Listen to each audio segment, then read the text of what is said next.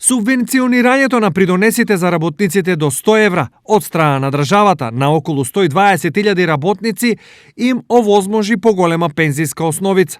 Работници и во регионот на Штип 4151, работодавач кој што се однесува за 26.844 работници. Овие се анализи направени согласно регионалните дирекции кои што ги има Управата за јавни приходи, се однесуваат на регионално ниво. Анализите покажаа дека најголем дел од субвенциите завршија кај работниците во така наречените трудоинтензивни гранки. И ово кажува дека во текстилната индустрија имаме одлични примери каде што расте продуктивноста, растат платите, а со тоа ја подобруваме и економијата во нашата држава. Се види дека и последните статистички податоци за декември месец покажаа дека просечната плата навистина рапидно расте и во континуитет се случува тоа. Дополнително, во делот на намалувањето на невработеноста, на сила се повеќе активни мерки. Што знаете, износот кој што се обезбедува за 2020 година е навистина рекорден. Заедно со партнерите обезбедуваме 1,45 милијарди денари, се со цел да излеземе во пресрет на потребите на компаниите од една страна и од друга страна работиме на намалување на невработеноста општо во нашата држава,